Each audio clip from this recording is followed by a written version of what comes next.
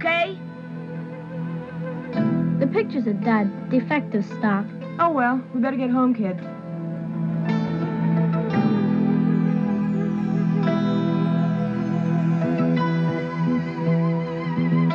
I just want to know how you're involved with that photograph and what it has to do with our children. Before I answer, how much do you know about parapsychology? The jewel symbolizes evil.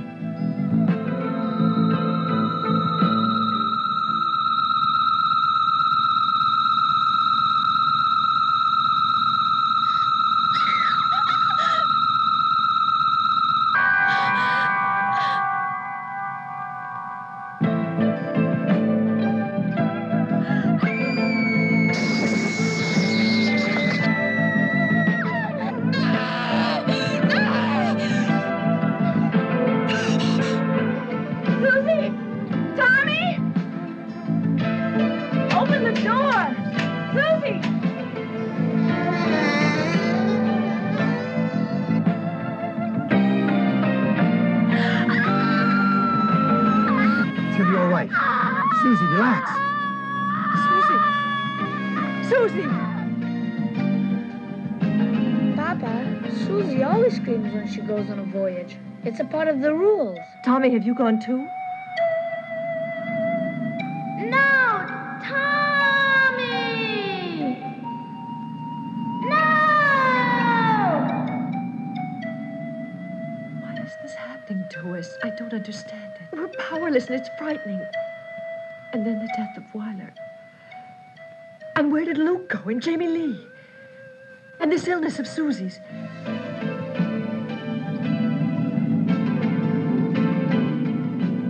I tell you, the man is evil. He makes my flesh creep. Ow!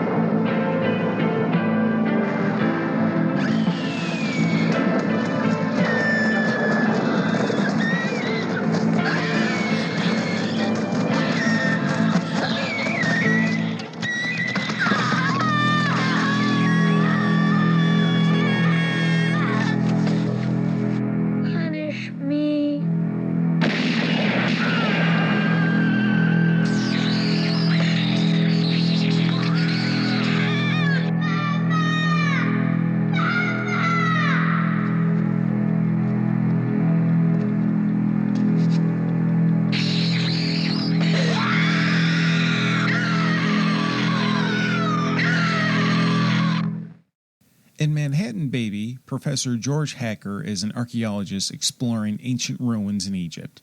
He comes across a tomb and unleashes a curse on him and his family. The curse strikes him blind while also terrorizing his family. His daughter becomes possessed by the curse. Hacker has no other option but to seek the assistance of a medium by the name of Adrian Mercado. Manhattan Baby is a late attempt by Fulci to jump on the possession trend started by the likes of The Exorcist. Instead of using the tried-and-true trope of Satanism, Fulci opts for an Egyptian take. The use of exotic creatures like cobras and scorpions are a nice touch, and the sand in the New York City setting adds some what-the-F moments. Those expecting a gore fest, given this film was made after his high period between 1979 and 1981, where his films were littered with bloody, visceral set pieces, will be immensely disappointed. Besides a spike trap, some bloody fingers during an elevator sequence, and the stuffed bird attack, there isn't a lot of gore to speak of. There's even some optical effects which were a rarity in a Fulci film for that time. The film does a bit of recycling. The contact lenses from the Beyond are reused by the elderly woman who gives the cursed amulet to the hacker's daughter. The music score by Fabio Frizzi is essentially his greatest hits album, using original cues from Manhattan Baby, but also pieces from Zombie, City of the Living Dead, and the Beyond. If you're new to Fabio Frizzi's music, then this is a good place to start.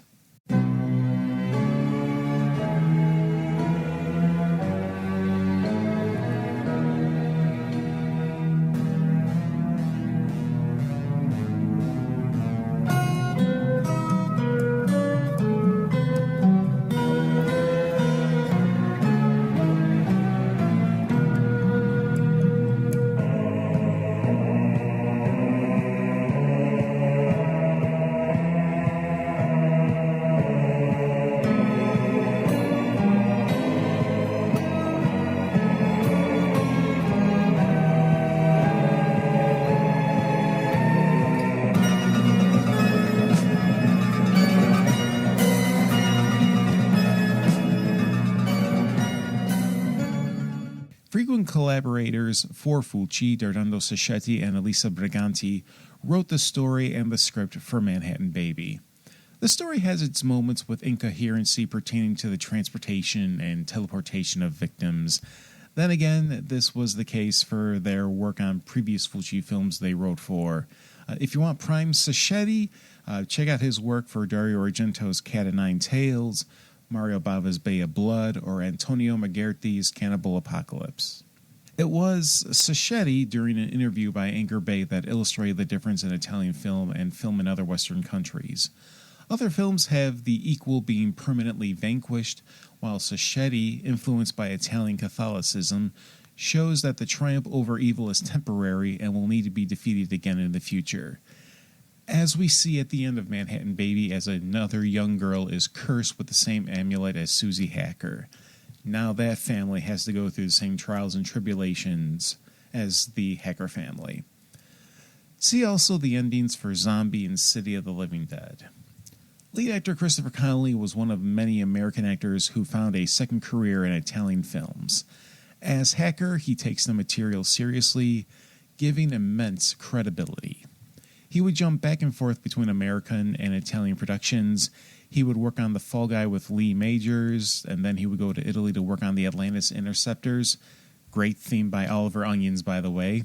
Then go back to America for Airwolf, then back to Italy for Strike Commando, the classic Bruno Mattei film with Red Brown. Apparently, the job opportunities were lucrative since they didn't have to claim income taxes on money made from movies outside of the U.S.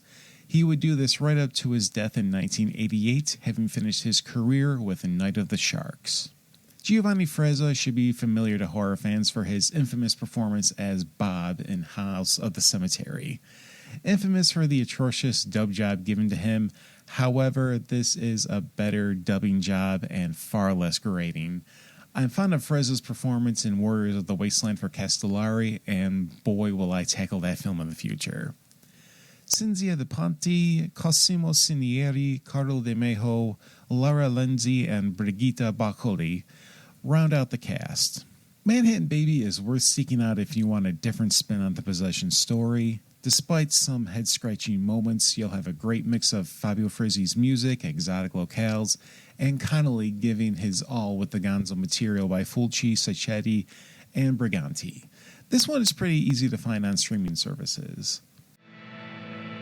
From a place beyond time comes a terrifying challenge beyond imagination. Conquest. Two men join forces in a struggle for power in a realm of fear.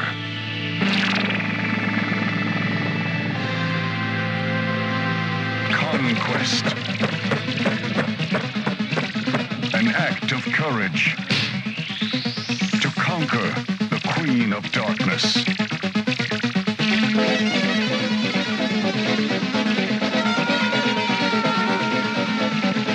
They faced the armies of evil to win the weapons of light.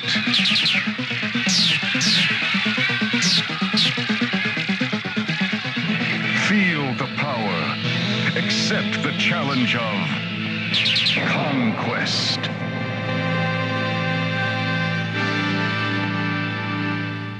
In Conquest, a young man, Ilias, has bestowed upon him a magic bow and arrow. He is to travel the world, vanquishing any evil that he comes across. While capable of holding his own, when the numbers become too much for him, he is aided by an outlaw, Mace. Together they take on the forces of evil. Terrorizing the land is an evil witch. She likes to cut open heads and snort the brains like they were cocaine. She's also turned on by the suffering of others. She has dreams of Ilias and prepares for his imminent arrival to stop her. Conquest is an Italian knockoff of popular fantasy films. Made in 1983, the film takes a lot of cues from Conan the Barbarian, but adds in so many odds and ends it feels like its own film. You have full-body wolf costumes that seem more ferocious than your garden variety furry. You have similar optical effects for the bow and arrow that Fulci used in the previous year's Manhattan Baby. However, if you want the gore you would expect from a Fulci film, boy, does this film deliver the goods. We've got decapitations, a woman gets wishboned, brains are busted out, you see an arrow to the groin. If you were disappointed by the shortage of viscera in Manhattan Baby, Fulci overcompensates with Conquest. Fulci is clearly having a ball with this film. The trio of Gino Capone, Carlos Vassallo, and Jose Antonio de la Loma throw in everything but the kitchen sink, and Fulci makes magic out of the various genre ingredients. Goblin co-founder Claudio Simonetti provided the music score. Unlike his work with Goblin, I'm hard-pressed to come up with a specific music cue from the film that would qualify as memorable. Considering this was around the time he did the music for Tenebrae and Demons, both very solid earworms, Conquest is sadly forgettable for me. Andrea Acipinti was the young hero Ilias. I totally buy him as the young destined hero. He takes the role seriously. He's an actor as much as a producer. Save for acting in New York Ripper and A Blade in the Dark, his towering producer credits include Open Your Eyes, which was later remade as Vanilla Sky, the American remake of Funny Games, and the infamous Lars von Trier Antichrist. George Rivero was a frequent player in Italian cinema and television. Rivero was the outlaw Mace, aiding young Ilias in his quests. Out of all the credits to Rivero's name, the one I recognize the quickest was the infamous 1995 Mystery Science Theater 3000 classic Werewolf with Richard Lynch. Conquest is an enjoyable movie because of all the wacky stuff Fulci throws at the viewer, the gore, the monsters, the eccentric moments of the main villainess. Stoned or sober, Conquest is a very good time.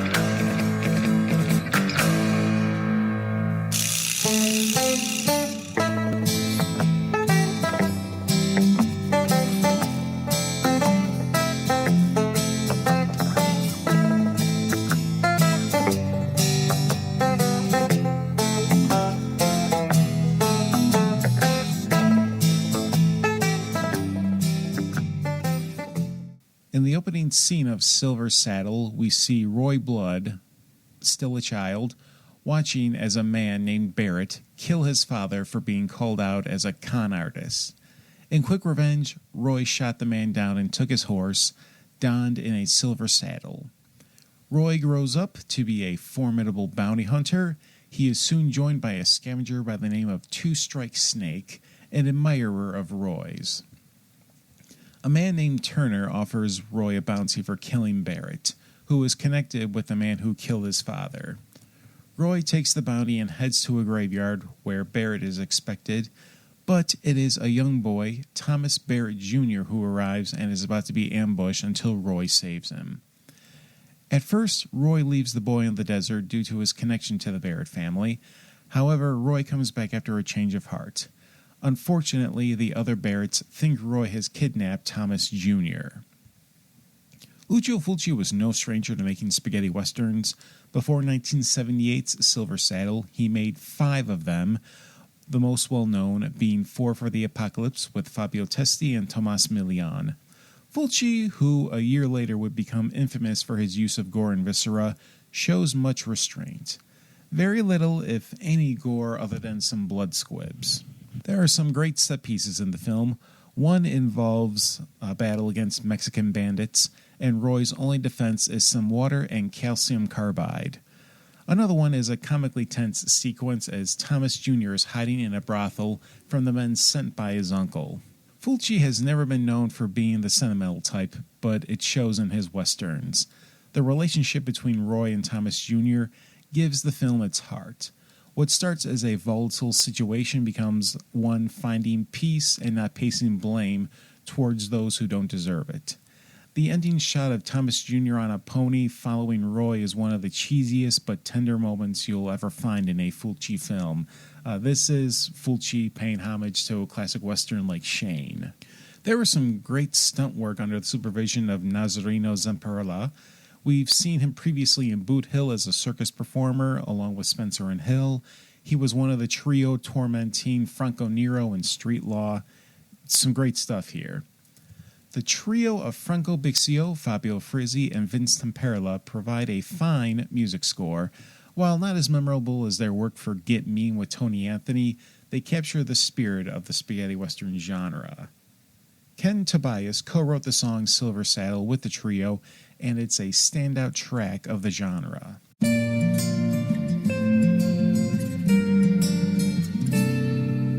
Child of light, now you use a gun very well. You learn so young, you shot a man, they said, after he killed your father. Now you ride silver saddle shining so bright out in the sun.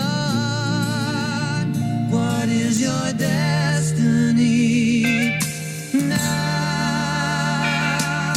Silver saddle shining in the sun. No place to go, looking for a friend. Giuliano Gemma as Roy Blood makes for a strong lead. We understand his motivation. He works well with Sven Valeschi. Gemma was one of the frequent lead men of the spaghetti westerns. A Sky Full of Stars for a Roof, Sundance and the Kid, Adios Gringo, Price of Power, A Pistol for Ringo, Day of Anger. For as much as we give Franco Nero and Clint Eastwood as names associated with the genre, Gemma deserves the greater credit for his presence in it. Sven Valeschi may be one of the best portrayed and best dubbed children in Italian cinema. Forget Giovanna Frezza, Valeschi is a standout. Very few credits to his name besides Silver Saddle, The Night Before Christmas with Christopher George, and The Balloon Vendor with Lee J. Cobb are some of his other credits. This film marks one of the early roles for actress Cinzia Monreal, who plays Margaret, the sister of Thomas Jr. She plays up the concern for her younger brother and is charming in her scenes with Gemma. She would be known for her work on Joe D'Amato's Beyond the Darkness and Lucio Fulci's The Beyond. Character actor Jeffrey Lewis is having a ball as Two-Strike Snake, a man who steals from the dead caught in the middle of gunfights. He's hilarious at times, despicable at others. Noted credits include My Name is Nobody, Dillinger, High Plains Drifter, and Night of the Comet. Rounding out the supporting cast are Donald O'Brien, Aldo Sambrell, and Ettore Mani. Silver Saddle is a standout entry in the final years of the spaghetti western era. Fulci shows a different side of himself as a filmmaker. Gemma and Valeschi have great chemistry. Jeffrey Lewis is a joy to watch. If you only know Fulci for his horror, Silver Saddle will be a pleasant surprise.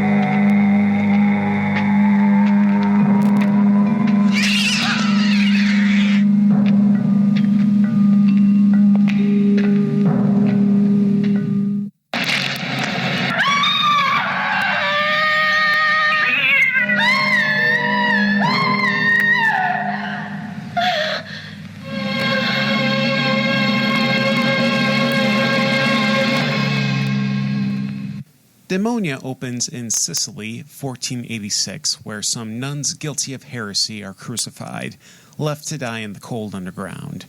This incident is witnessed by a group via seance in 1990 Toronto. One of the participants, Liza, is overcome and falls unconscious. She wakes up in her dorm under the watch of Professor Paul Evans. He warns her not to be involved in those superstitions. They head out to an excavation in Sicily the next day. The excavation site has been the target of much scrutiny of the locals because they're near the cursed monastery where the nuns were killed centuries earlier. Despite the warning of one of the locals, Liza enters the monastery and finds the underground tomb of the nuns. Soon, people are murdered as the evil of the tomb has been unknowingly unleashed by Liza.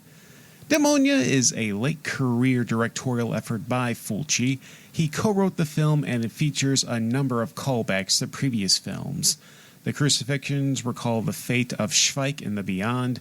The sequence of Liza being overcome at the seance is almost a shot-for-shot recreation of the opening sequence in City of the Living Dead.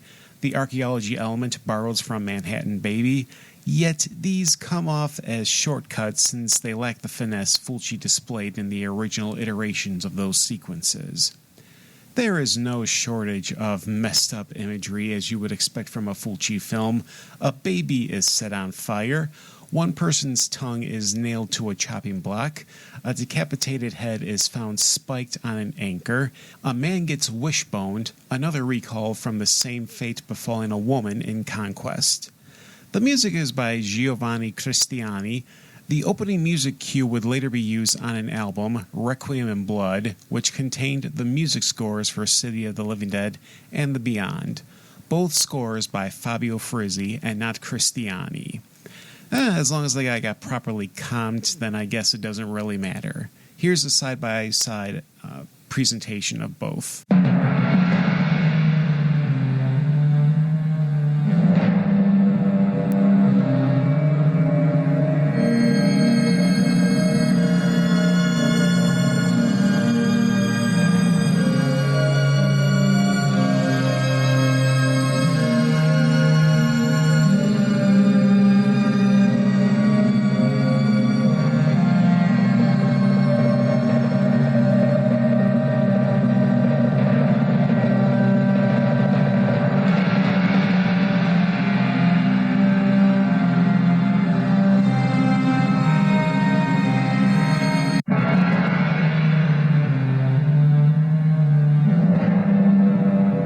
Cari amici, è Lucio Fulci che vi parla.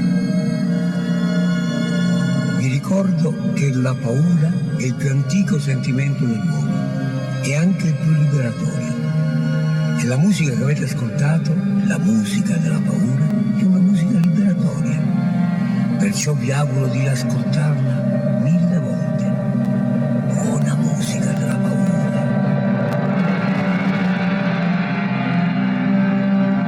Brett Halsey returns in the role of Professor Evans. He loses the charm from Touch of Death and takes on academic sternness. He's disciplinary with Liza over the supernatural shenanigans she gets caught up in. Meg Register as Liza takes on the lead role head-on. She is game and not afraid to be physical when necessary. She also sells the terror of the situation. Register made her debut in the Billy Crystal Gregory Hines classic Running Scared. Lino Salami took on the role of Turi, the harbinger of the film, who warns Liza. He got his start with a pair of Demons films from Lamberto Bava. He ended his acting career as one of Jesus' accusers in Mel Gibson's Jerusalem Crucifixion Massacre. Oh, I'm sorry, that meant Passion of the Christ. Al Cliver has a small role as one who drops the exposition, and Fulci quasi-cameos as the detective. Demonia shows Fulci in a reflective state in his career. This film allowed Fulci to recreate some of the classic scenes of past efforts, but to a lower degree of success. Brett Halsey and Meg Register give it their all with the material. If you're a fan of the ultra-violent, then this one is for you.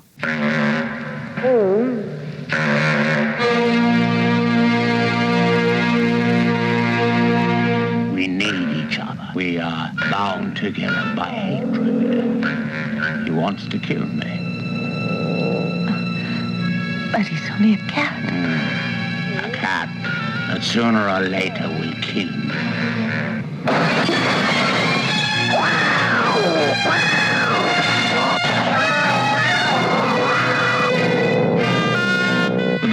was an accident which we haven't managed to explain.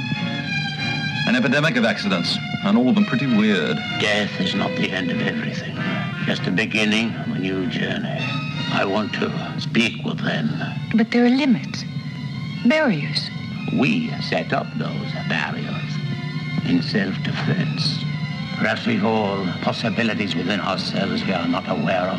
Powers we ourselves don't understand. Maybe we don't want to, because we're terrified. I have such powers, and I'm not terrified.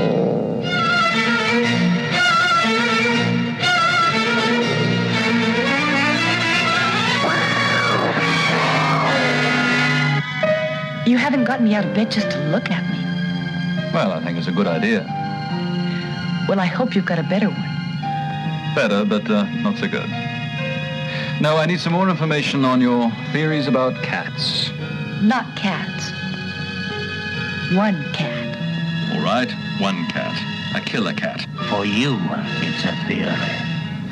For me, it's a certainty. He would have to have thought it out. In the case of the two kids, it was the cat also.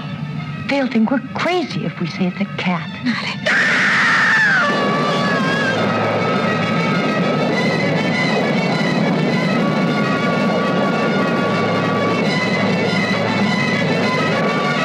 It wasn't the first time I've kept an eye on him. My last night, there he was at the cemetery. You actually heard him talking to the dead? God knows what you're capable of seeing when you've had a few. But I tell you, I did.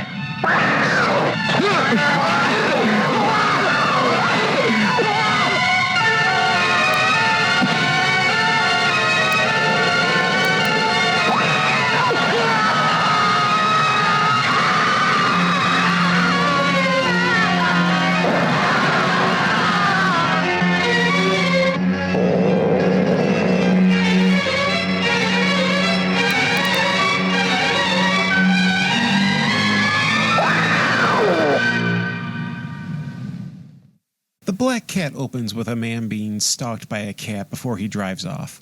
While in transit, a cat hypnotizes him, causing an auto accident, killing him instantly. The cat returns to its home, the home of recluse Professor Miles.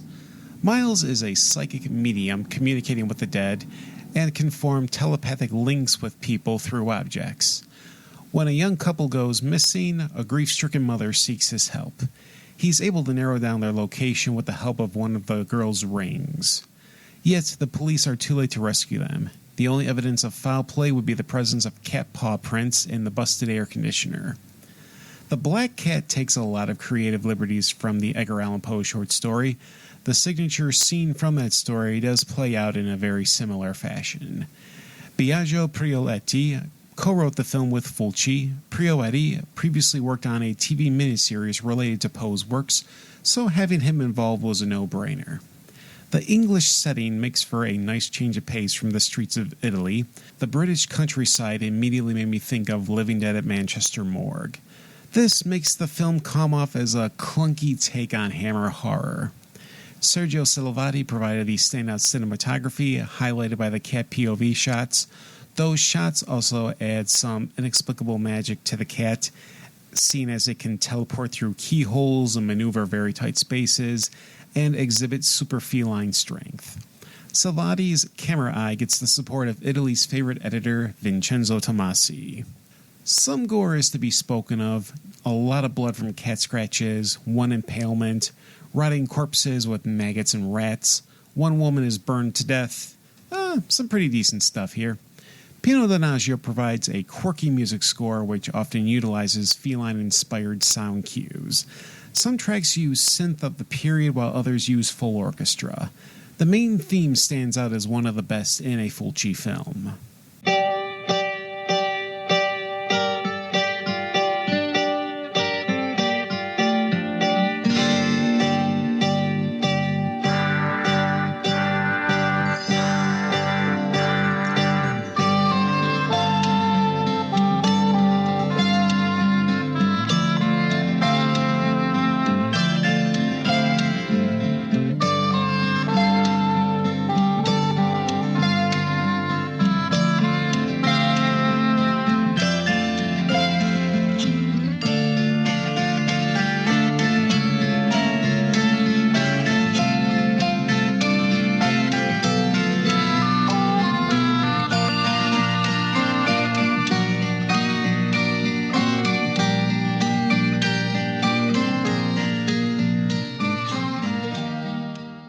With Fulci's love for close-ups of eyes, who better than that of British character actor Patrick Magee?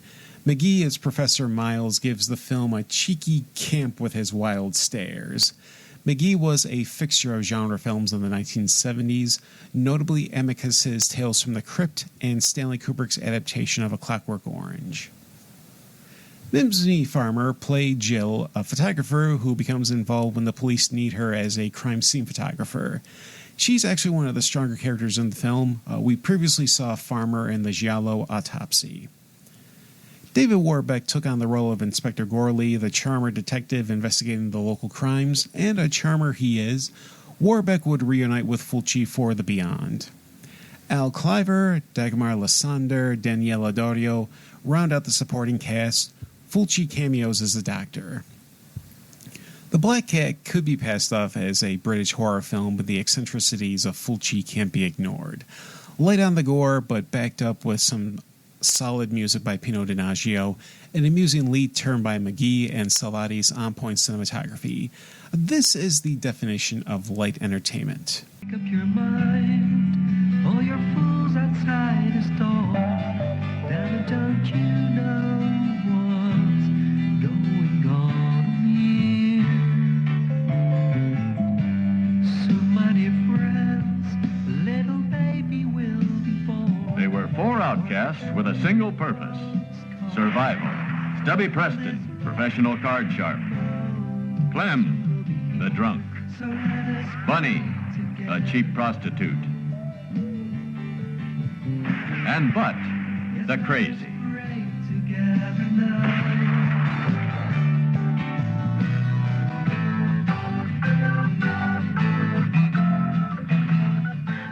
They're gonna get us next door. They're gonna get us!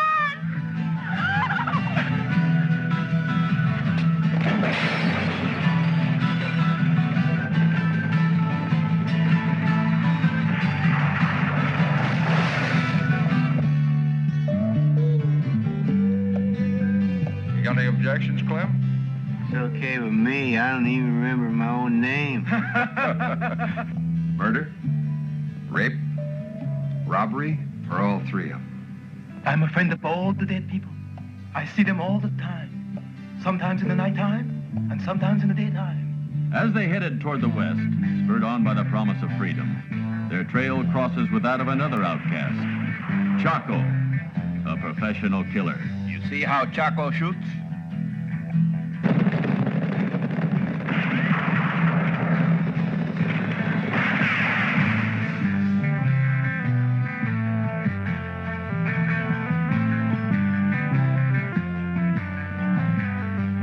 So let us pray together now.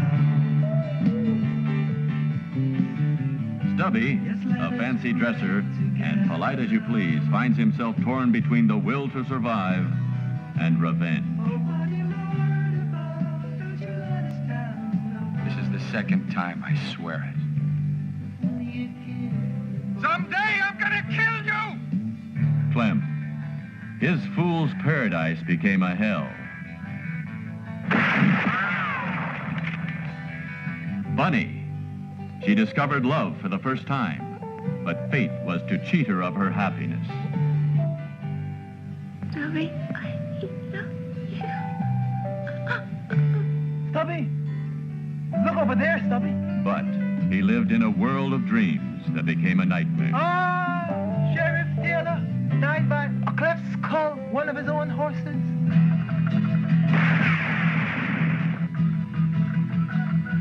I could kill you right now, but I won't, because I want you to die slowly.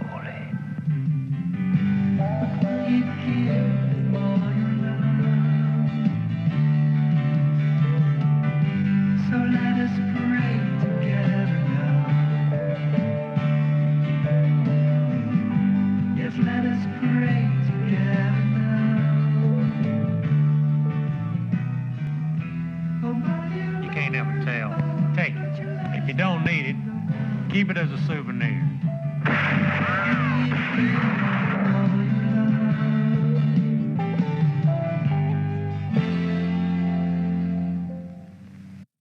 Four of the Apocalypse centers on a small band of wayward souls. Stubby, a card shark, Bunny, a pregnant prostitute, Clem, a drunk, and Bud, a man who claims to communicate with the dead. All four end up in jail in the city of Salt Flat, Utah. This ends up being for their own protection as the townfolk engage in vigilante justice, killing all the gamblers, drinkers, and Johns in the town. The next morning, the sheriff sends the four of them on their way out of town. Things seem to go fine. The group befriends a small caravan of missionaries looking for their brethren. Then the man named Chaco encounters the group. Things go from bad to worse. A posse comes for Chaco. After killing the others in the posse, Chaco tortures the sheriff, skinning him and plunging the sheriff's own badge into the chest. While camping, Chaco drugs the group. He rapes Bunny, then beats up Stubby. Chaco wounds Clem before leaving. Clem unties the others, and they leave as quickly as possible. The quartet have to avoid meeting back up with Chaco, but also survive the harsh elements of the desert. 4 of the Apocalypse was made prior to Silver Saddle, but comes close to incorporating the violence that would be a hallmark of Fulci's horror films. We get some major squib work that rivals Contraband, Fulci's lone venture into Eurocrime. We also see the bloody, cruel aftermath of Chaco running into the missionaries. The film also illustrates Fulci's unsubtle contempt for Catholicism. Save for the positive representation of the missionaries, Fulci goes out of his way to offer perverse interpretations of the Eucharist. Chaco offers peyote and whiskey in a similar manner to a priest offering the bread and wine. Clem, after being shown as a Judas betraying his other associates, dies from his wound and exposure, only to have a part of his body, an ass cheek, chopped off by Bud and cooked. Which makes you think in a George Carlin fashion, sure, the bread is the body of Christ, but what part of the body are you eating? Self-reflection and redemption is a common theme in the film. Stubby's time with the missionaries brings him pause as he finds himself in a spousal position to be Bunny's husband and father her baby. The town full of outlaws who offer their stolen goods in a magi-like manner so the baby can be taken care of. These moments hint at the sentimentality by Fulci that would be on full display with Silver Saddle. Sergio Salvati manages the cinematography. The trio of Bixio, Frisbee, and Tempera provide a rich soundtrack with songs like Stubby, You're Down and Out, and even the menacing Chaco theme.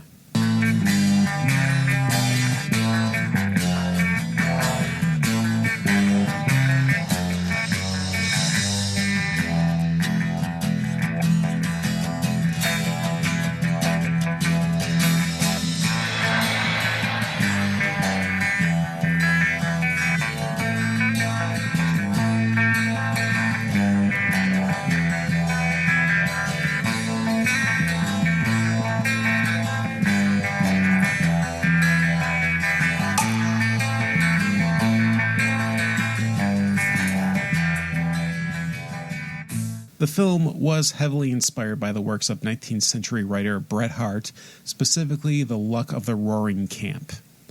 Fabio Testi puts his charms and chiseled looks as Stubby, the professional gambler. He has real range in this film, from contemplative to enraged.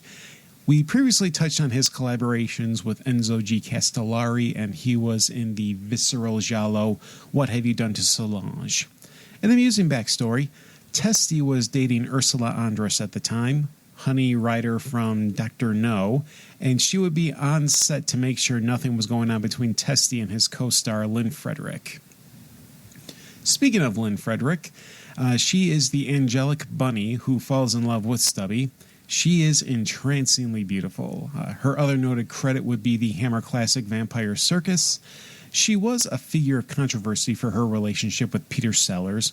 When Sellers passed on and had his entire estate go to Lynn, she would be shortly blacklisted in Hollywood and had no allies to speak in her defense, save for Fabio Testi. It's hard to ignore the impish grin of actor Michael J. Pollard as Clem. He hams it up as the drunkard. Co-star Tomas Milian complimented Pollard's dedication to his character. Pollard had his share of classics: Bonnie and Clyde, Roxanne with Steve Martin, Scrooge with Bill Murray, Next of Kin with Patrick Swayze, the Sylvester Stallone, Kurt Russell buddy film Tango and Cash, and Rob Zombie's House of a Thousand Corpses. Harry Baird plays the unusual Bud, who claims he can talk with the dead. Baird really goes over the top, engaging in near soliloquies in the graveyard. For the Apocalypse was his final film role. He may be best remembered as Big William from the original Italian Job. Tomas Milian steals the film as the murderous Chaco. In an interview with the film, he noted Charles Manson as an influence on the character, and it shows. Milian would be a staple bad guy in Italian cinema. He would also enjoy some mainstream exposure with films like JFK for Oliver Stone and Traffic for Steven Soderbergh. For the Apocalypse is a standout spaghetti western by Fulci, rich in symbolism and anti-Catholic animosity. The five main leads pull their weight, with Tomas Milian stealing the show. Fulci does exhibit some sentimentality. For all the people who talk about the Leone westerns as the cream of the crop, For the Apocalypse deserves a spot in the conversation.